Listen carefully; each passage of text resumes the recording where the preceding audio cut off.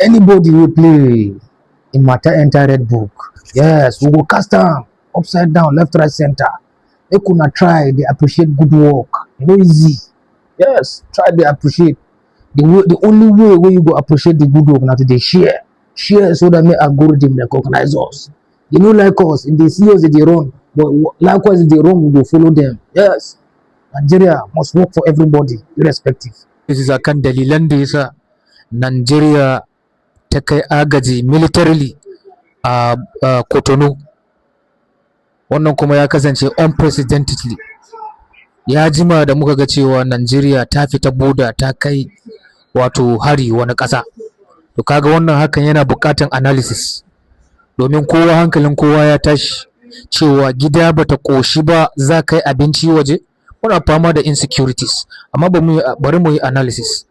Wato mun san cewa kwanakin baya an so a yi military coup a ƙasan Cotonou, that is Benin Republic. Dalilin da yasa Nigeria ta fita boda ta kai hari neighboring countries, ko da mun tunkare su ga abin da za su gaya mana, ko da mun tunkare su ga hujjojin da za su kawo mana. Na farko za su ce Benin Republic is a ECOWAS state, is a ECOWAS member.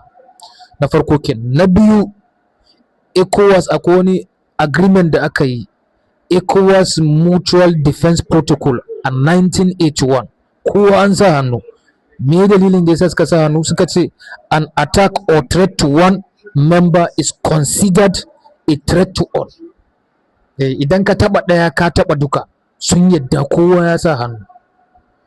Na biyu kenan. Na uku, ECOWAS akwai wani abin da ake kira ECOWAS Supplementary Protocol on Democracy and Good Governance a 2001. Bi ma'ana wannan ya zo ne a dalilin idan aka samu unconstitutional change of government explicitly, illegally, idan aka yi coup, to ECOWAS tana da dama, kowa duk sun agreement din, ECOWAS tana da dama da za ta yi imposing sanctions ko ta yi intervention military or otherwise. Amma abin da ya kamata mu yi tambaya, duk wannan ka'idodin, is it for the people and to the people and by the people?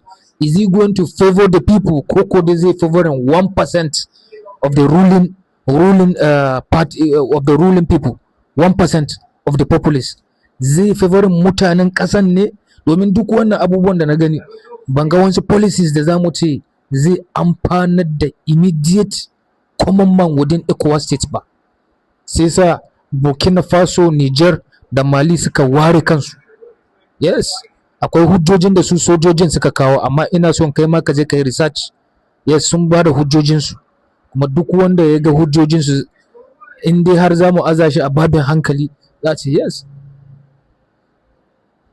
Muna so mu yi sparking critical thinking ne, domin idan mutum zai yi decision ya ɗauka informed decision.